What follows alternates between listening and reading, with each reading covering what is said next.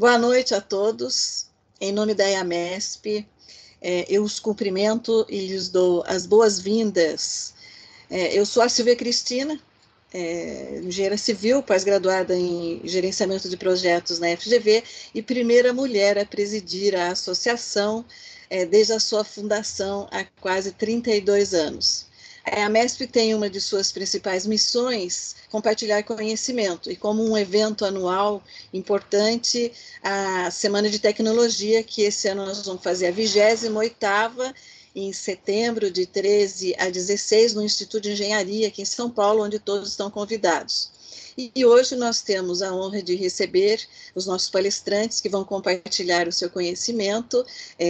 Não está aí, mas está para chegar o professor doutor em engenharia Flávio, os arquitetos urbanistas Daniela, Laura, Eduardo e Gabriela. Sejam todos Gabriele, sejam todos bem-vindos. Eu passo a palavra ao nosso vice-presidente, engenheiro Alexandre. Muito obrigada a todos por aqui. Alexandre, a palavra é sua. Muito obrigado, Silvia. Que tenhamos um ótimo evento hoje. E o tema escolhido, ele vai falar de uma metodologia BIM na qual os profissionais tiveram a oportunidade de desenvolver um trabalho. É um tema bem interessante, pois hoje esse assunto de BIM ele está permeando várias áreas da engenharia, né? Hoje a tendência é os projetos migrarem do 2D, né, do papel, para um ambiente todo digital. Então, já tem um tempinho que está ocorrendo essa transição, então para alguns já é uma coisa mais conhecida, mas ainda tem muitas pessoas, muitos profissionais que ainda desconhecem. E o objetivo dessa live hoje é trazer um pouco desse trabalho que foi desenvolvido, dar uma visão geral para quem tiver interesse no assunto.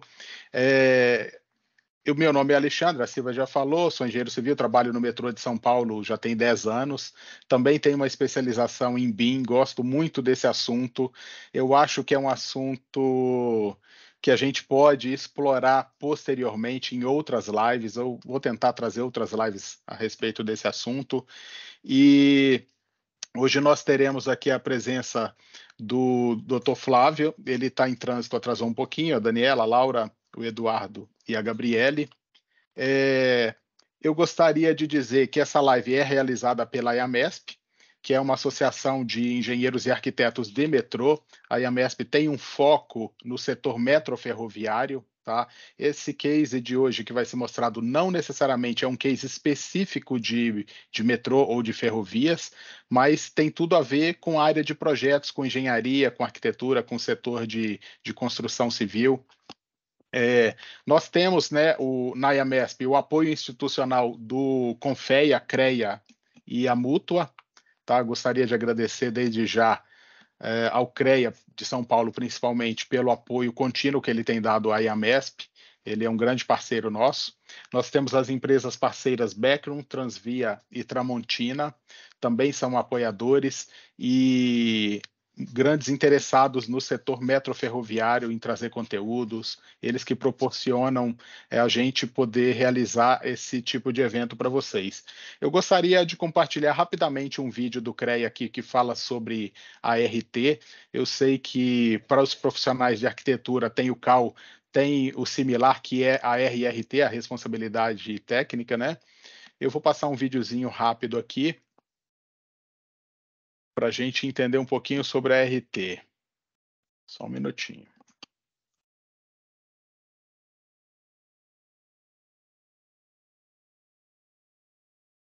Deixa eu compartilhar a tela, ativar o áudio.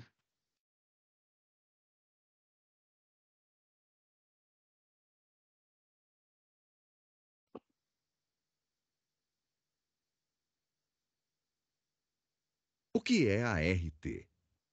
A Anotação de Responsabilidade Técnica, ART, é um documento oficial emitido pelo CREA e indispensável para o exercício profissional da engenharia, agronomia e geociências. A ART certifica quem são os responsáveis pela execução de trabalhos das áreas tecnológicas. Para a segurança de todos, a ART garante que obras e projetos técnicos sejam conduzidos por profissionais habilitados. Além disso, a ART valoriza a atuação profissional, registra sua autoria, resguarda o contratante e o contratado e permite constituir o acervo técnico. Um histórico da atuação do profissional, que tem grande valor no mercado de trabalho. A ART é essencial para a segurança de todos, principalmente da sociedade. CREA São Paulo. Fiscalização. Boa para o profissional, essencial para a sociedade.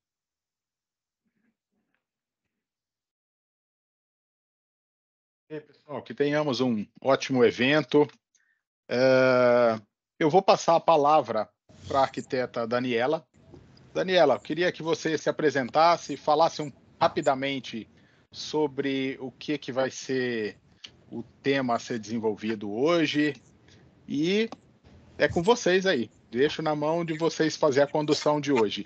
A gente pode ter perguntas no final, o pessoal pode mandar as perguntas pelo chat, e aí o nosso tempo é um pouco corrido, é 1 hora de evento que a gente prevê, mas na medida do possível a gente tenta responder algumas perguntas aí que surgirem. Beleza? Muito obrigado, pessoal, pela participação. Perfeito. Obrigada. Boa noite a todos, né? Obrigada, Alexandre e Silvia, pela oportunidade da gente apresentar esse trabalho que nós realizamos pela FDTE. Como você comentou, Alexandre, isso é um case, mas é um trabalho que foi realizado no âmbito da infraestrutura urbana e, claramente, quem trabalha com projeto sabe que essa biblioteca que nós desenvolvemos, ela pode ser apropriada por qualquer área da engenharia e da arquitetura. Peço desculpas pelo atraso do professor Flávio, né, mas se ele chegar em tempo até o final da nossa palestra, ele dá uma palavrinha com todos, né, e vamos iniciar, né, porque o tempo é curto. Então, eu vou compartilhar minha tela com vocês para iniciarmos a apresentação da biblioteca em BIM, o que a gente fala biblioteca em BIM, é uma biblioteca que a gente adotou a metodologia em BIM, por isso a gente fala, biblioteca em BIM, não, biblioteca com a metodologia em BIM. Então, vocês me dão licença que eu vou fazer o compartilhamento de tela aqui da nossa apresentação. Os governadores aí, que são simpáticos, o Lula fizeram as maiores medidas restritivas.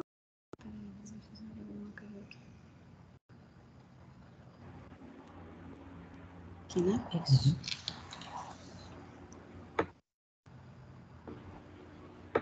Estão todos vendo a tela? Acho que sim. Como sim, Daniela, já está? Correto. Sim. Perfeito. Como eu disse inicialmente, a biblioteca que nós trabalhamos, ela é fruto de um projeto que nós desenvolvemos em conjunto com a Secretaria de Infraestrutura Urbana da Prefeitura de São Paulo, onde, com base em alguns estudos de caso, nós formatamos uma biblioteca com cerca de 2.500 elementos, né?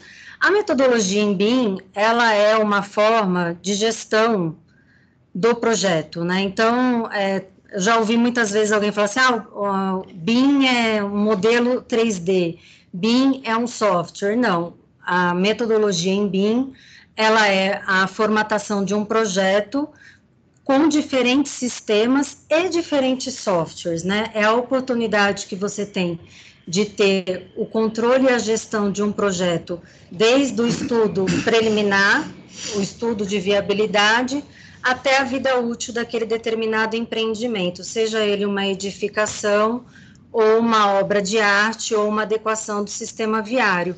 Hoje, a pauta da nossa palestra vai tratar exatamente sobre 2 pontos da metodologia BIM, que é o estudo de viabilidade, por meio de uma plataforma digital que nós criamos para análise, que a gente chama de Clash Detection, e o projeto executivo, como formatar uma biblioteca em BIM que possa colaborar na elaboração dos projetos executivos de infraestrutura, tá?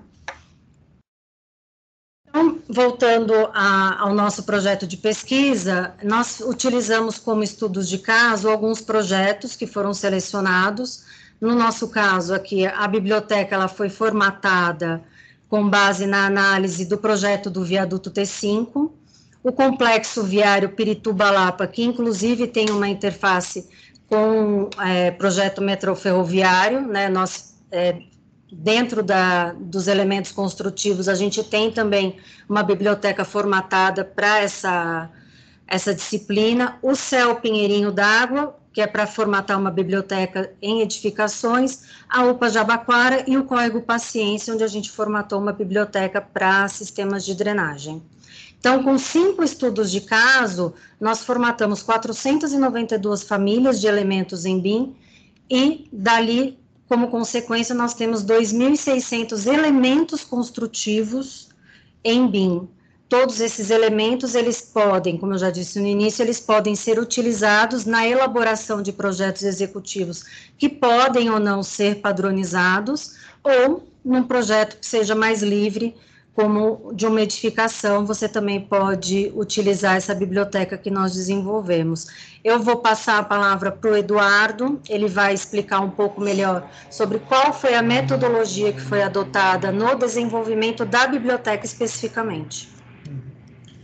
Então, como a Dani já adiantou, né, essa questão de como com o BIM a gente pode compreender as edificações, os elementos constituintes de uma edificação, não apenas como a sua construção no 3D, a sua constituição espacial, mas como um banco de dados, né? Todo edifício ele tem um framework de informações por trás. Eu acho que a tecnologia BIM ela tem muito sucesso em conseguir organizar essas informações por meio do sistema que a gente consegue desenvolver. Então, como já foi falado, a gente coletou os estudos de caso, né? Esses cinco obras, 5 projetos da cidade de São Paulo. Fizemos um grande estudo sobre esses projetos, e daí a gente já começou a sistematizar e modelar as famílias e elementos, né? Por fim, a gente chegou a modelar os elementos mais importantes para cada uma dessas edificações nas disciplinas, né, específicas de cada uma delas, mas separando em 2 grandes grupos, né? Nossos estudos de caso já apontam para isso, né? A gente tem edificações e projetos de infraestrutura. Então, passando por cima, nas edificações, a gente tem a disciplina de arquitetura, temos estrutura, temos instalações, e dentro em outros elementos que a gente pode chegar, a gente também fez as esquadrias e até elementos de drenagem dos edifícios. E dentro de infraestrutura, a gente pegou aquelas peças mais importantes estruturais, como aduelas de tubo e canaletas na drenagem, estruturas principalmente para pontes, viadutos, né, e as obras de arte, e sistemas viários, que foi desde do pavimento, das vias, mas também sinalização vertical, horizontal e mobiliário urbano. Esse aqui é uma pequena parte para a gente falar um pouco sobre a drenagem, e esse é um elemento que foi um dos mais importantes nesse momento, que foram as aduelas de concreto que foram estudadas para serem utilizadas também naquele momento no programa de risco, para prevenção de risco de enchente, que a gente vai mostrar em seguida, mas essas são as aduelas de concreto. Importante, e o mais legal desse processo é que durante o momento onde a gente estava fazendo a parametrização dessas aduelas, a ABTC, né, a Associação Brasileira de Tubos em Concreto, entrou em contato, né, interessados nesse projeto. Então, essas aduelas que vocês estão vendo aí, que estão sendo passadas, elas estão de acordo com os projetos da BTC, né? Eles formularam parâmetros que nos permitiram criar os parâmetros BIM para controlar essa geometria. Então, cada variação dessa geometria não é necessário fazer um novo projeto de aduela.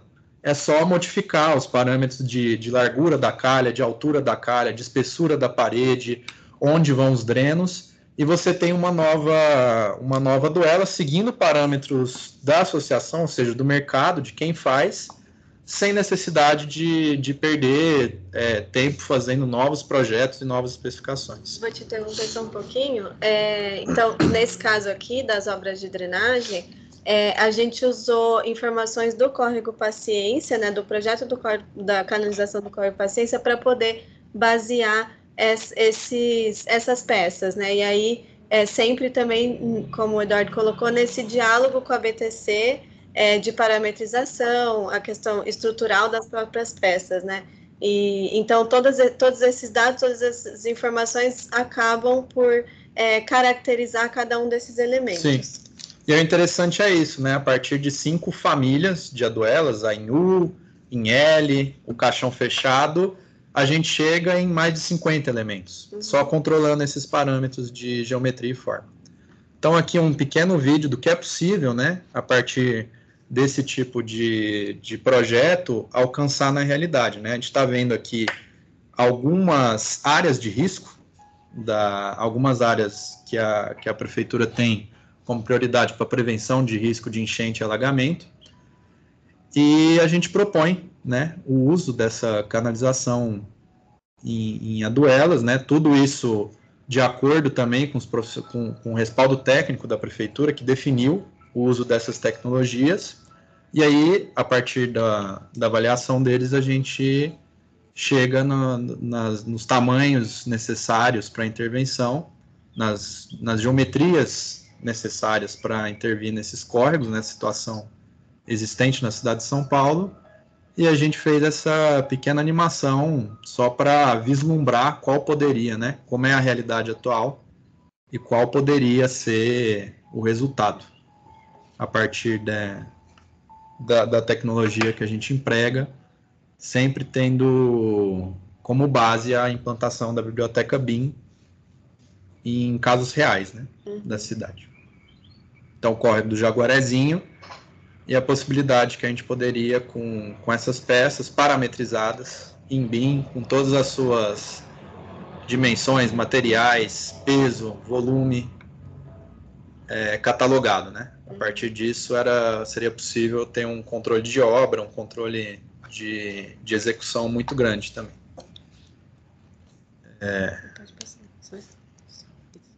Adulto T5, um outro grande exemplo nosso, né, de infraestrutura. Acho que a gente traz, né, essas 4 possibilidades de elementos que a gente pode modelar. Então, o pilar, o arranjo de tubulão, que ele pode servir sim para o viaduto, mas ele pode servir para outros viadutos ou para outras situações, né, de obras.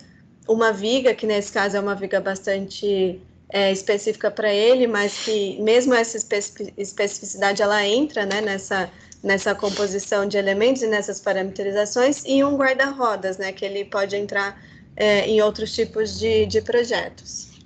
A longarina, para dar um exemplo também, né, um outro elemento que tem uma série de variações e com o mesmo tipo de controle geométrico, dado pelos parâmetros, né, que vocês conseguem ver aí na tela.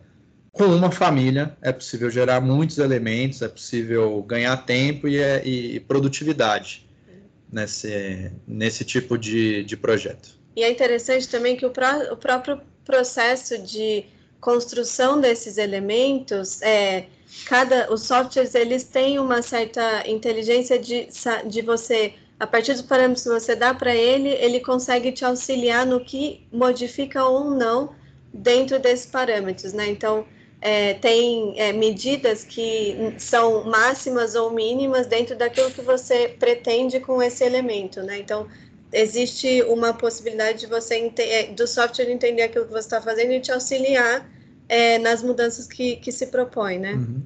Que é o caso que a gente está vendo aqui, né? Vários desses elementos que a gente tirou dos projetos, modelou enquanto famílias e voltam nesse modelo em BIM.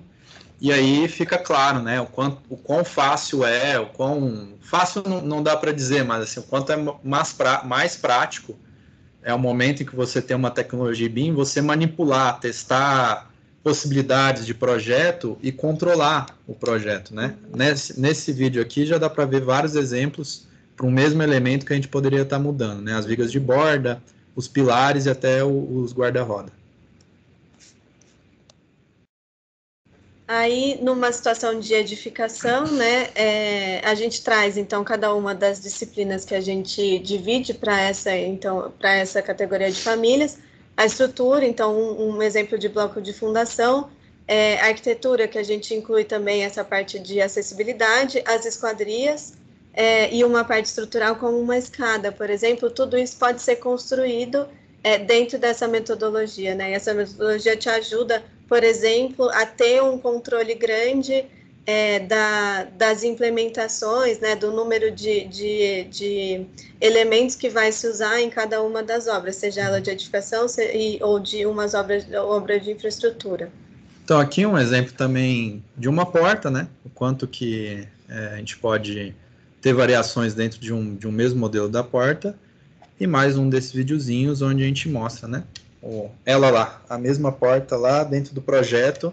O interessante aqui é que a tecnologia BIM, como ela alguns autores até chamam, né, de meio consciente, vocês vão ver que vão tentar mudar o modelo da porta e o BIM não deixa, porque ele reconhece que agora aquela porta um pouco maior entra em interferência com o pilar ao lado, né? A mesma coisa para esse outro... É um ganho de compatibilização muito grande, evita erros de projeto. E para a Prefeitura de São Paulo fica com um valor muito grande, que agora para essa escola eles têm, né, um banco de dados com todos os elementos construtivos dessa escola, com todo o material usado, que vai permitir para a escola, para a Prefeitura, operação, manutenção, e se um dia ela for demolida, você também tem o modelo para isso. Exato, acho que dentro disso, né, tudo que a gente está colocando, acho que a palavra compatibilização, que entra um pouco nesse slide agora, é uma das grandes questões, né? Você saber todas as etapas do projeto, desde lá do início, da primeira ideia dele, até até a entrega da obra, todas as equipes que vão estar trabalhando e ter um controle muito grande dos processos, né? Seja um projeto muito pequeno, até um projeto de uma escala urbana, né, muito grande, como foi o caso que a gente estudou do Pirituba Lapa. Bom, gente, para encerrar essa parte e passar para a Gabi, pensando, né, em metrô, e nessa ocasião, nessa oportunidade que vocês dão para a gente apresentar, tem uma potencialidade muito grande e a gente queria mostrar, pelo menos a cara, de como é uma interface que usa o BIM para a operação do dia a dia de um edifício, né? Eu acredito que no metrô isso deve ser um problema-chave, né? Como usar o espaço bem, como fazer a manutenção dia a dia. Eu imagino que são milhões de pessoas que passam nas estações de metrô todo dia e deve ter uma complexidade muito grande, né? Uhum. Então, como o BIM entende cada elemento, como é um modelo virtual de cada elemento, né? Não é apenas uma representação em 3D ou 2D de um edifício, e entende também as salas, aqui é um exemplo disso, né? A partir de um BIM você coloca um outro aplicativo, um outro software que entende as salas como um inventário, né? Um inventário de espaço que permite utilizar melhor esses espaços e usar essa informação, esse banco de dados da edificação para ver quem está alocado aonde, quanto de metragem quadrada está sendo usado para cada coisa e quanto se gasta de energia em cada sala. Aqui um exemplo dos elementos, né? De novo, como no BIM cada elemento representa de fato um objeto que existe, aqui é muito mais fácil, muito mais organizado fazer a manutenção de um edifício, né? Já vocês viram aí, né? No software é possível clicar no elemento e ele já te dá que elemento é aquele. Aqui ele abriu um formulário de inspeção. Então, alguém que está fazendo inspeção pode ir lá, fazer a avaliação e colocar no software já a informação que está em mau estado. E aí ele liga e consegue ver exatamente que elemento é aquele, de qual fornecedor, e já entrar em contato com esse fornecedor para repor exatamente o elemento que está com defeito e a quantidade certa. Então, esse ciclo, né, que a gente tem mostrado da informação, desde o momento do projeto até o momento da operação e gestão. Uhum. e manutenção, claro, né?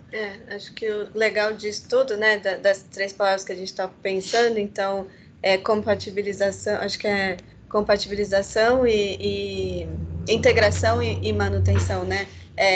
O tempo de vida não é só o tempo de vida da obra, né, do projeto e da obra, mas é o tempo de vida daquilo que se construiu e como é que aquilo vai se manter em pé e vai ser usado, né?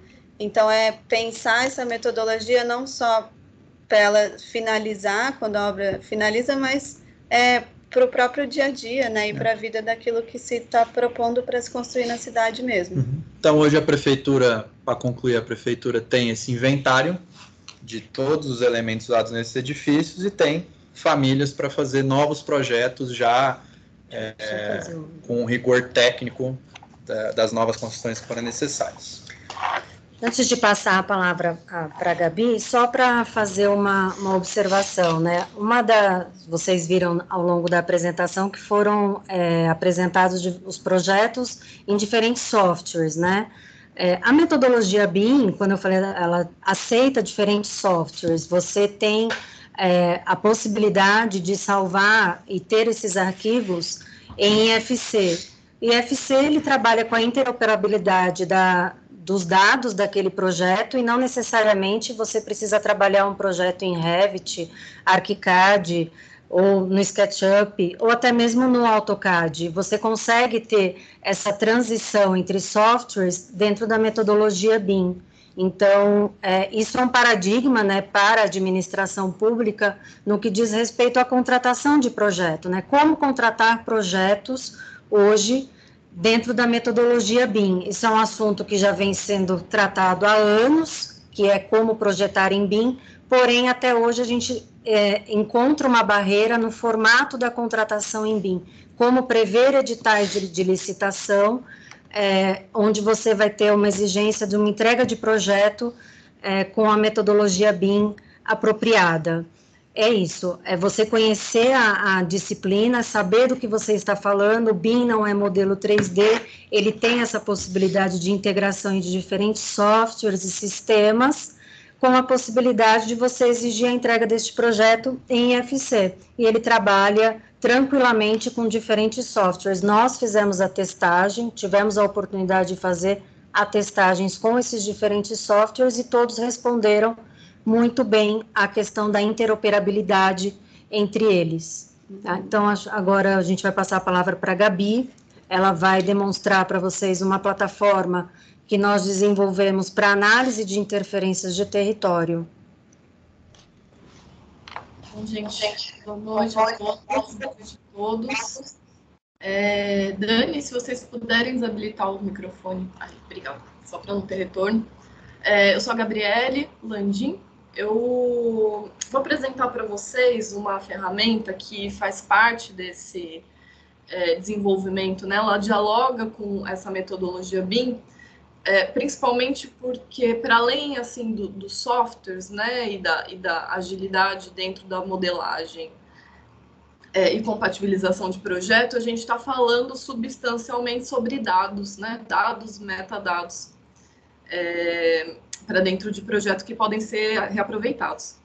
Então, essa ferramenta, e eu fico focada aqui, né, entre um meio de campo entre a arquitetura e o urbanismo e entre as ciências da computação, os sistemas de informação, mas essa ferramenta ela vai fazer principalmente uma análise, o grande objetivo dela é fazer uma análise territorial, que está num passo anterior ao do projeto, né, que é a análise do território, para saber se há alguma, né, qual é o nível de adaptabilidade que aquele projeto, aquele interesse de projeto tem em relação a planejamento regional, a plano diretor da cidade e alguns outros dados que a gente tem aí na escala do urbano, né?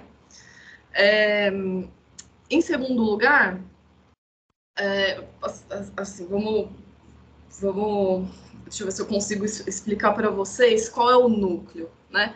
Na análise de território, então, a gente parte de uma série de regras que a gente tem, né? A gente pega lá os mapas do plano diretor e a gente tem, por exemplo, uma área de ZEIS, né? Daí dentro dessa área de ZEIS existe uma legislação que vai, por exemplo,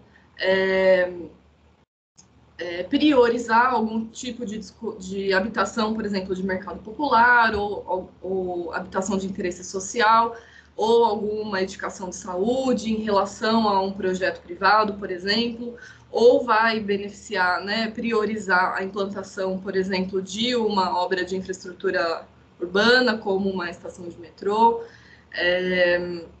A gente tem uma série de interferências, por exemplo, na hora de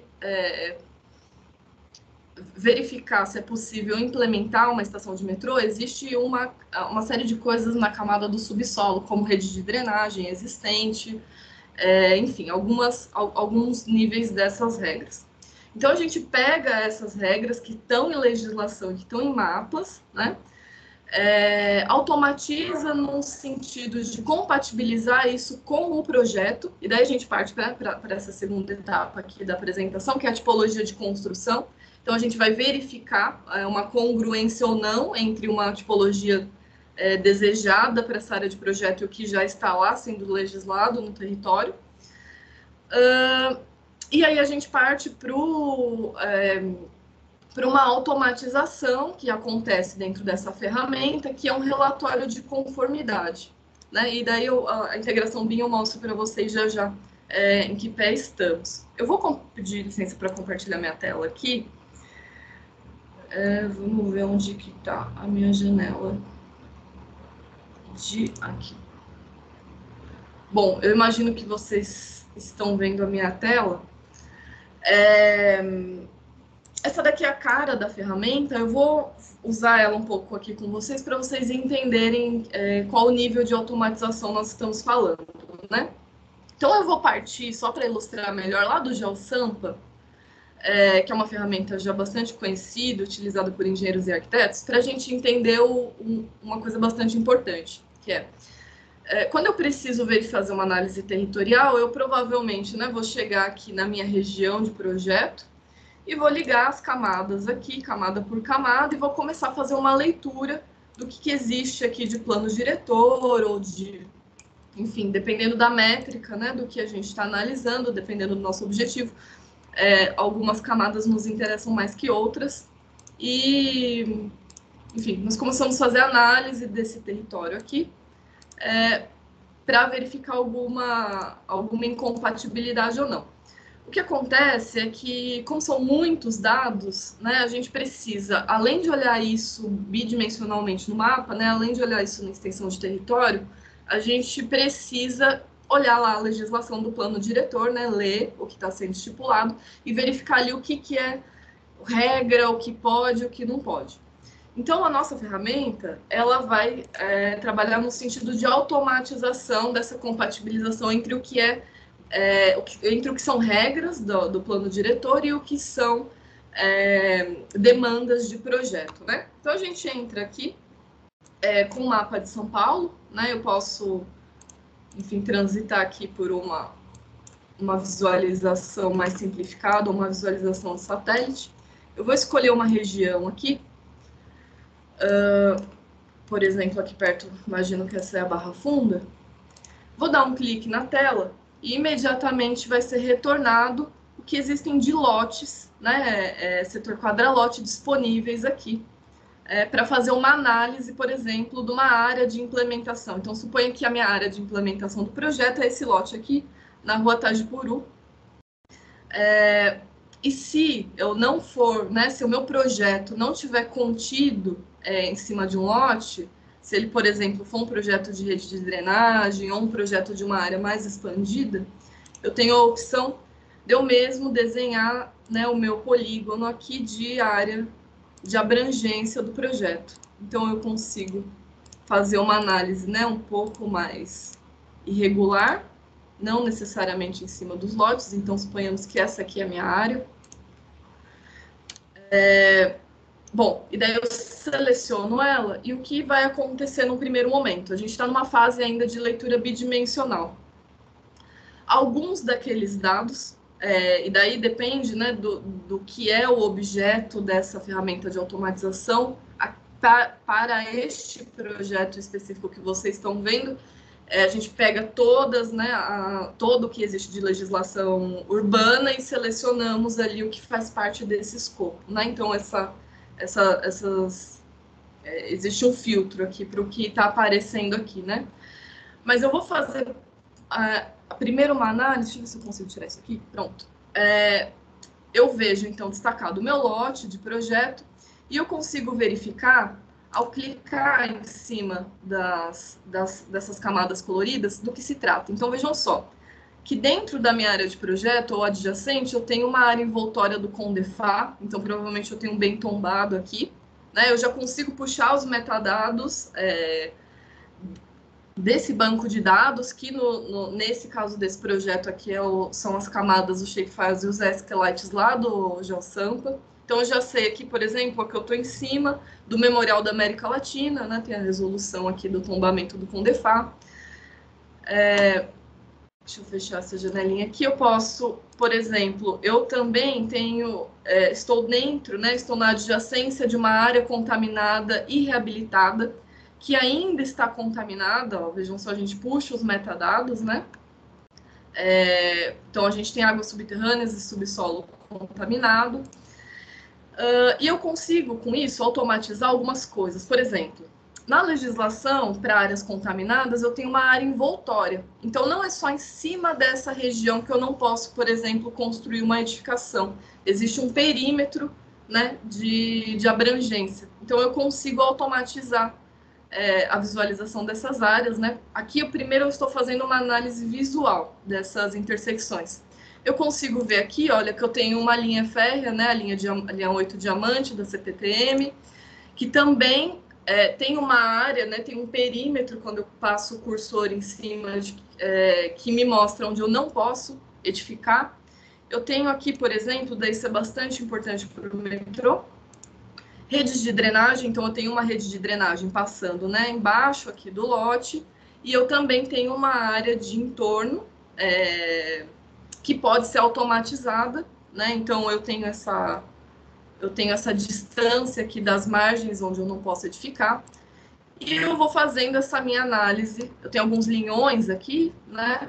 E vou fazendo essa minha análise territorial da região. Quando eu tenho muita coisa uma em cima da outra, eu posso navegar aqui pela legenda. Então, por exemplo, eu posso desabilitar. Eu tenho umas EIs 2, 3, 4, 5, por exemplo. Deixa eu achar aqui as EIs só para vocês verem, né? Eu posso ir desabilitando ou não. Tem uma área envoltória do CONDEFA. Deixa eu desligar ela aqui só para vocês verem a interação. Bom, e eu consigo, então, né, fazer essa análise visual desse território. Num processo normal, que é o que acontece hoje nesses projetos de licitação de obras públicas, né, alguém vai precisar fazer essa análise e verificar, bom, então, enumerar, né, eu tenho uma série de restrições. Trazendo isso automaticamente em dados, né, para dentro dessa interface, a gente tem uma diferença crucial, que é, uma vez que eu tenho todos esses bancos de dados relacionados com uma área de projeto, eu consigo verificar o que há de intersecção, né, e quais são as regras que levantaram essa não conformidade. Então, por exemplo, eu vou fazer uma análise automatizada depois dessa leitura, eu clico novamente no lote, né, aqui, então, a gente está, coincidentemente, em cima do Memorial da América Latina, aqui, e ele vai me levar para uma janela de tipologias de projeto. Então, aqui estão listadas tipologias de projeto que interferem, que se relacionam com alguma regra que que foi escrita, que foi transformada dessa legislação para dentro de um algoritmo, e eu vou selecionar aqui. Então, por exemplo, é uma obra de sistema viário, é uma obra de drenagem, é uma regularização fundiária, um projeto de edificação. Vou selecionar, por exemplo, aqui uma edificação de saúde, por exemplo, e um projeto de sistema viário junto. Vou dar OK, e aí a gente vai ser levado para uma visão tridimensional dessa área, né, com a tridimensionalidade aqui dos edifícios. Essa caixa azul é o nosso lote em destaque, indicando a área. E para cá, para essa modalidade de visualização 3D, só ficam na tela por exemplo, nesse caso, né, as camadas que possuem alguma restrição de projeto para esse lote, especificamente. E aí a gente vai ter a verificação de regras automatizada aqui à esquerda. Então, por exemplo, de todas aquelas camadas, né, toda aquela legislação que estava ali embaixo, 39 delas passaram, estão conforme, ou seja, de acordo com a área de projeto e a tipologia de projeto, não houve nenhum tipo de impedimento em cima do plano diretor ou do planejamento regional para que esse projeto possa ser aprovado, por exemplo, mas eu tive 4 áreas de não conformidade. E daí eu consigo navegar, então fazer essa análise automatizada, né, em vez de fazer isso um por um à mão, eu consigo ver, por exemplo, que eu tenho uma não conformidade dentro de pontos de área contaminada. O projeto está no entorno ou em ponto de área contaminada e por isso não é permitido construir. E daí a gente tem aqui descrições, né, de onde é que estão essas regras, quais legislações que vão auxiliar, né? Na leitura eu tenho um problema, por exemplo, com o ZPEC. Então o projeto está em área de ZPEC, que são áreas protegidas de entorno de patrimônio cultural, por exemplo, por provavelmente estar em cima do Memorial da América Latina.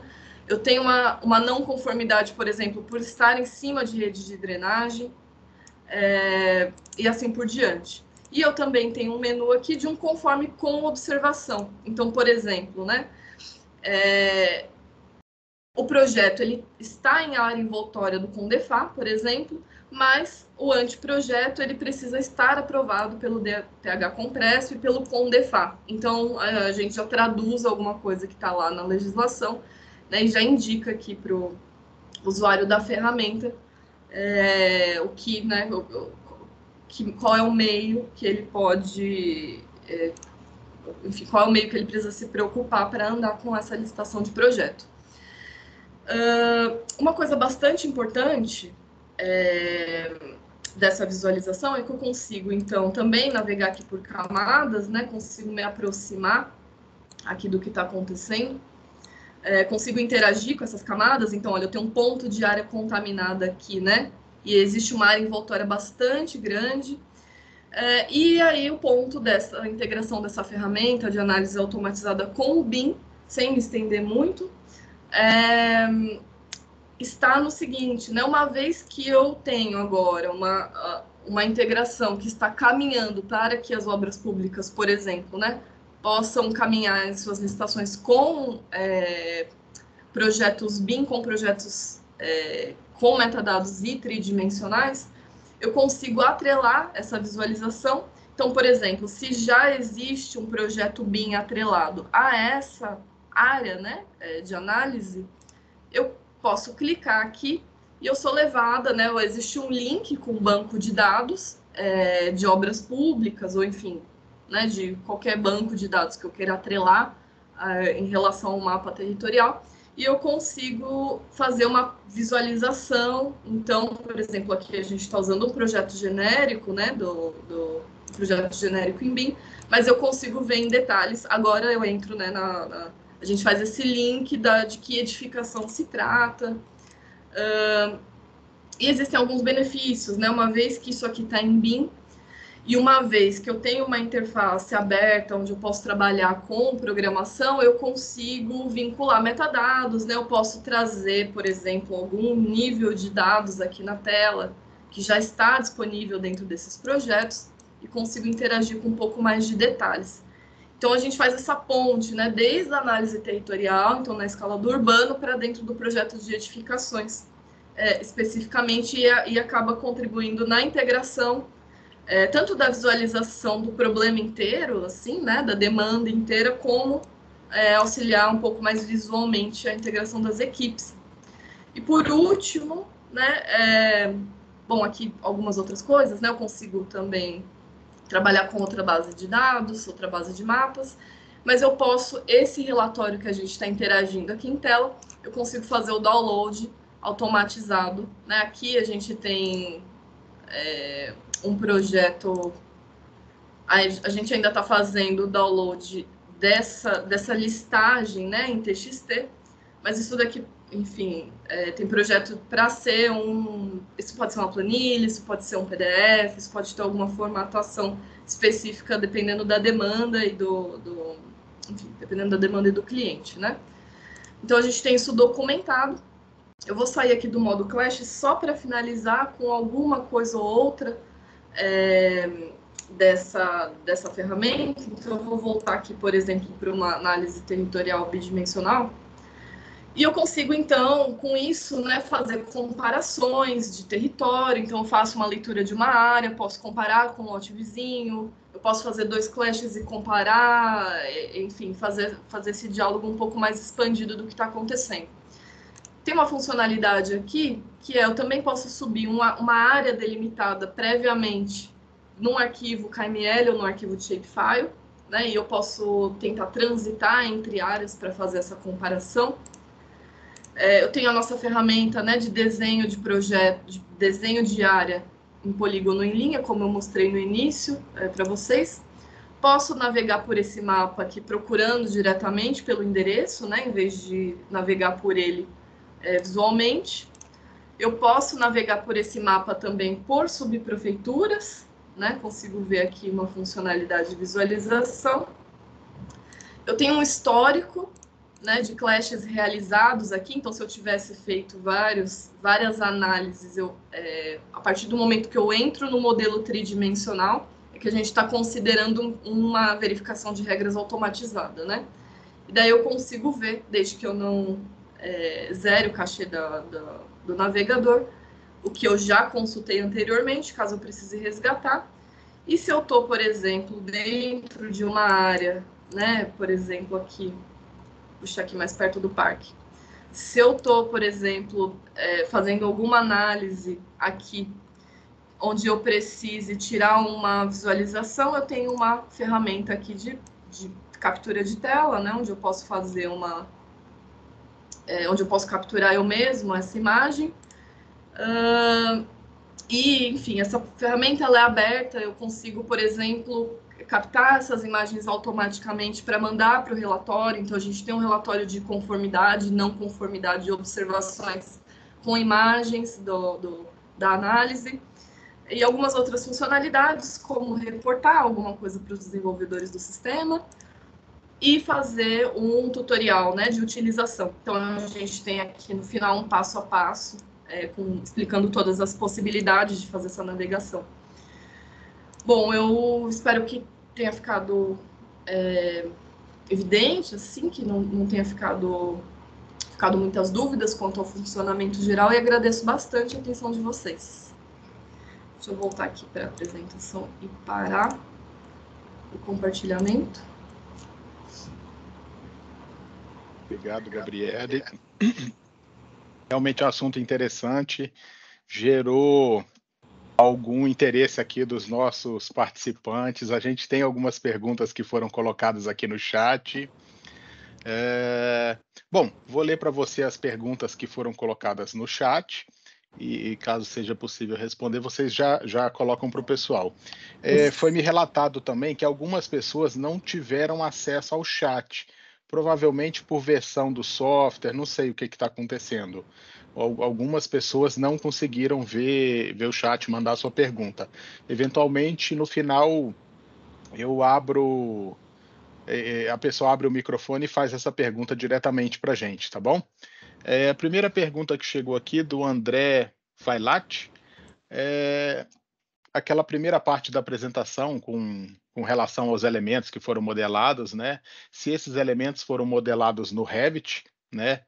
E a segunda pergunta dele, qual que seria a especificação para o detalhamento de armaduras? Como é que é feito isso?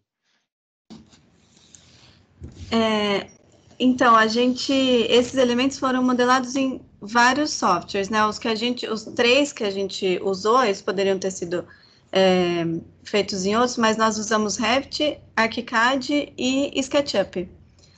Justamente para testar, né? Para testar essa questão do IFC, e a interoperabilidade entre eles foi muito bem aceita. Então, é possível modelar esses elementos, qualquer que seja o software que a pessoa tem uma familiaridade, né? E desde que o software ele tenha capacidade de importação ou exportação de IFC. A biblioteca que nós desenvolvemos, Alexandre, ela está no formato do Revit, tá? E nós disponibilizamos também o IFC, porque aí você pode fazer o download desse arquivo no software que for mais conveniente para o desenvolvimento do projeto. Quanto a... No caso, perderia a parametrização? Se ele levou para um ArchiCAD, por exemplo? Ele não perde a parametrização do elemento. Ele não perde a parametrização geométrica, porque o IFC, ele carrega os dados daquela geometria, não a geometria em si. Por isso que ele tem essa interoperabilidade entre diferentes softwares. Nós fizemos a testagem e todos responderam muito bem. Por isso que a gente disponibiliza a biblioteca em Revit e em IFC. Sim. Claro que o UFC ainda tem algumas limitações, mas dentro das limitações do UFC é muito bom, né? Quanto à armadura, fazer, né, a parametrização do projeto de armadura dentro da metodologia em BIM ainda é um pouco complicado, dá para fazer, mas ela quase impediria a parametrização, né? É muito difícil criar parâmetros para regular as armaduras, mas para o caso dos elementos de drenagem, aquelas aduelas e tubos de concreto, como a BTC entrou para nos dar esses parâmetros, todos os elementos são considerando a armadura. Ela não está projetada dentro do modelo BIM, mas todas aquelas dimensões estão seguindo dimensões de um projeto, já considerando as armaduras necessárias. Ela não está lá, mas também está nos outros parâmetros de descrição, de informações que dá para colocar dentro da família. E a gente tem uma pergunta também do Gastão Salles. Ele colocou para a gente o seguinte: no caso de drenagem, além de parametrização dos elementos construtivos, existe alguma forma de auxílio ou análise relacionada com a engenharia urbana propriamente dita? Adequação geológica, capacidade hidráulica, resistência, etc. Ou isso já deve estar dado, desenvolvido de forma tradicional? Vamos ver se eu entendi a pergunta, né? A primeira parte, com relação a se existe alguma forma de auxílio ou análise relacionada com a engenharia urbana. A gente acredita que o CLASH nos auxilia muito nessa questão da análise do território, né? Da conveniência ou da possibilidade de você implementar determinado projeto. A gente acredita que a ferramenta auxilia bastante. Agora, a parte da capacidade hidráulica e de resistência, ela é um estudo em conjunto com o projeto a ser desenvolvido. Exato. E que pode, sim, ser parametrizado, inclusive. Só uma questão que, para esses elementos de drenagem, as aduelas, principalmente as que são a galeria fechada, a gente não mostrou, mas depois tem um site, né, que pode ser acessado para que vocês vejam. As que vocês vão encontrar lá são considerando, por exemplo, profundidade de aterro e também considerando a vazão de... Tudo é feito de acordo com esses parâmetros que a BTC desenvolveu em conjunto com a gente. Posso fazer um complemento? Pode. Com certeza. Não sei, Gastão, embora eu não tenha muito claro, assim, por nunca ter trabalhado, por exemplo, com adequação geológica, capacidade hidráulica para esses casos de drenagem, mas, desculpe, só uma coisa, Alexandre, apareceu um aviso aqui que a gente tem mais 1 minuto, não sei se vai cair. Não, eu acho que ele não cai, porque estava previsto de 19 às 20 horas, ele dá esse aviso para a gente, mas podemos seguir mais um pouquinho, eu acho que... Tá bom, muito obrigada. Então, Gastão, eu acho que a gente pode, pensando assim, dentro da metodologia BIM, existem alguns softwares específicos que permitem, por exemplo, trabalhar com algumas informações ou metadados mais complexos, por exemplo, dentro do Revit, a gente tem as linguagens de programação visual como o Dynamo, né? O Dynamo BIM. Então, a gente precisa saber, assim, né? Esses dados existem? Uma vez que eles existem, né? A gente está trabalhando com eles dentro do nível de projeto, então é dentro do BIM, nossa ferramenta BIM, nosso software especificamente, compreende entrar com essas informações de alguma maneira, aí é possível, né? A outra coisa é, se a gente tem essas informações de outra maneira, então como é que estão esses dados, por exemplo? Como é que a gente consegue compatibilizar uma adequação geológica?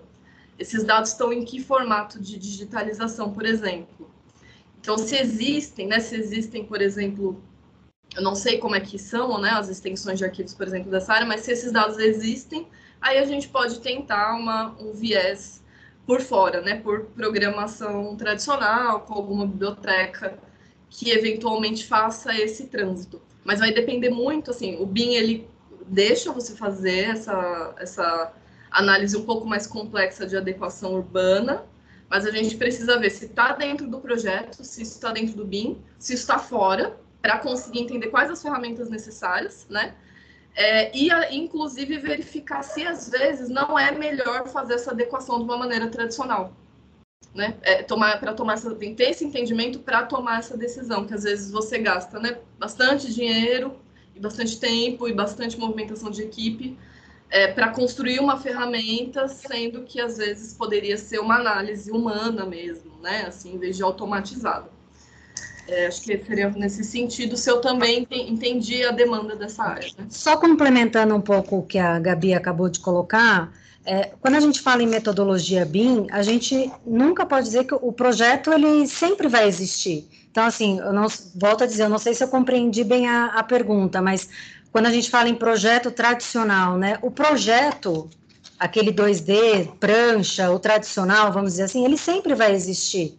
A metodologia em BIM, ela vem para complementar. Ela é um ciclo onde você consegue compreender e fazer a gestão de todo um empreendimento, seja ele qual for. Mas o projeto, ele sempre vai existir, ele sempre será essencial. Nós, engenheiros e arquitetos, sempre vamos participar ativamente no desenvolvimento dos projetos.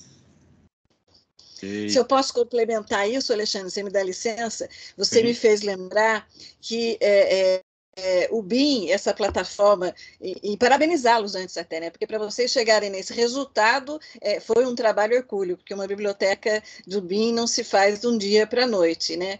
E eu lembro muito bem, há alguns anos, quando eu fui assistir a proposta de projeto de um mestrando, e ele estava usando o Solibri.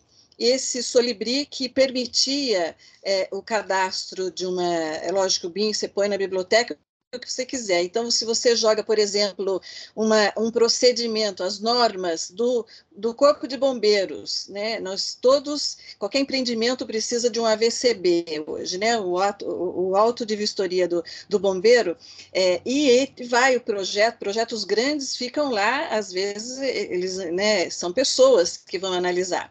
Nessa possibilidade de você colocar toda a normatização do Corpo de Bombeiro e ela captar o seu projeto, que foi colocado no Solibri na época, né, eu lembro, para ela ver a norma como ela podia dizer para você depois, né, o próprio bombeiro usando também, se você colocou dentro da norma, no seu espaço, a quantidade de extintores necessários, se o corrimão tem a distância que é exigida pelo Corpo de Bombeiro. Isso é um sonho de quem, né, aprova e coloca a apreciação do bombeiro os projetos. Então, o BIM realmente é uma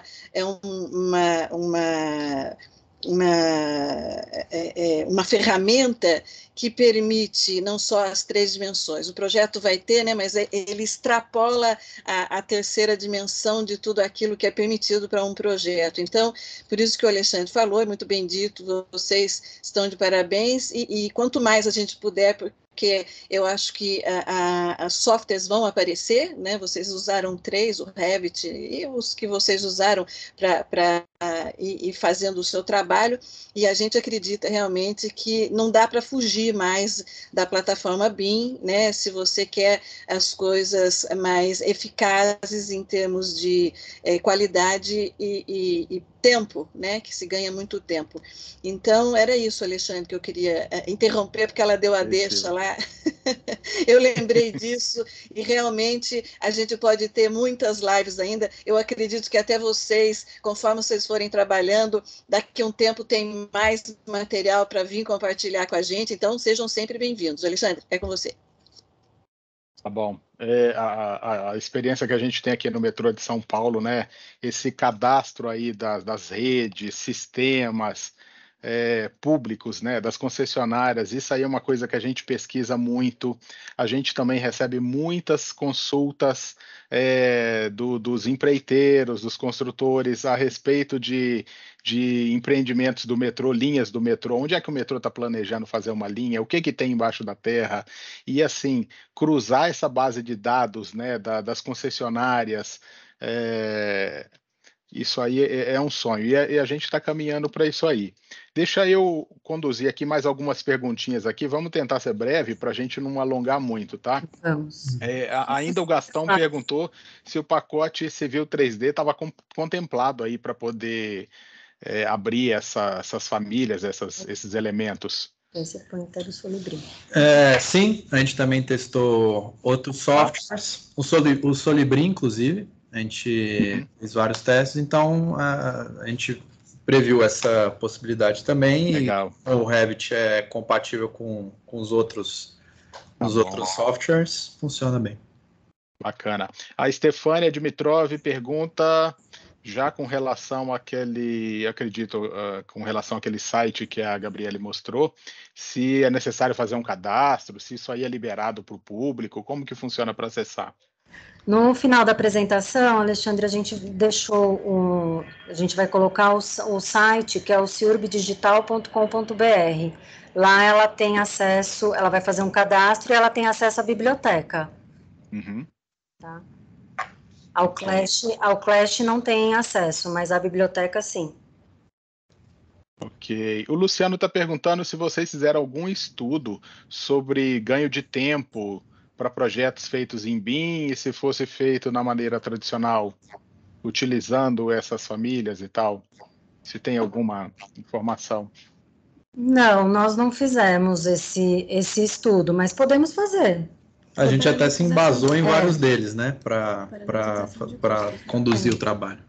A gente, até numa próxima oportunidade, Alexandre, se vocês nos concederem, nós, além da parametrização por biblioteca e elementos, nós fizemos a parametrização de custos, né, com relação aos projetos e a parametrização de custos prévia para uma obra, se você vai até analisar a viabilidade, se vale a pena licitar ou não, se você vai ter recurso ou não, a gente também trabalhou com parametrização de custos. Sim.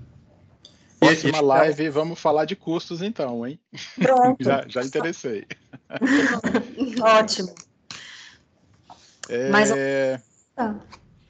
Aqui no chat a gente tem vários parabéns, acho que o pessoal gostou bastante. A gente não está conseguindo ver o chat daqui. Então, pode ser versão de software, viu? Uhum. Daniel está perguntando se é possível ajustar o Clash para buscar algum terreno com característica específica para uso de uma incorporadora, por exemplo. Sim, é sim, Daniel.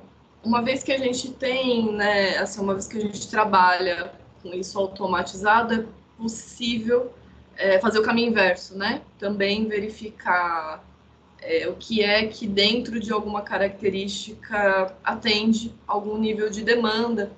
E aproveito, né, só para puxar também que é por isso que a gente precisa também ter tanta responsabilidade com os desenvolvimentos tecnológicos, né? Porque eles, assim, a gente automatiza uma série de dados, né? O computador possibilita que a gente compute uma série de dados que antes era muito mais difícil termos acesso, né? Então, ele pode ser usado, por exemplo, para...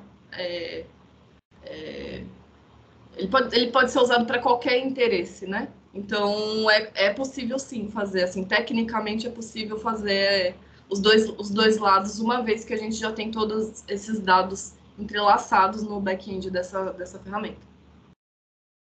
Bacana. Bom, eu vou dar espaço aqui para alguém que não tenha conseguido acesso ao chat e queira fazer uma pergunta. Eu vou dar a voz aqui para a pessoa abrir o microfone e fazer a sua pergunta diretamente, tá? Mas como a gente já está passando aqui das 20 horas, eu vou deixar mais uma pergunta e aí a gente faz o encerramento. Perfeito. Tá bom? Caso tenha alguém, pode se manifestar.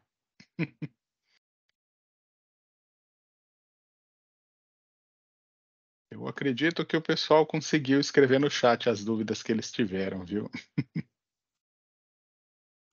Bom, nesse caso, agradeço novamente aqui a participação aí da arquiteta Daniela, da arquiteta Laura, da arquiteta Gabriela e do arquiteto Eduardo.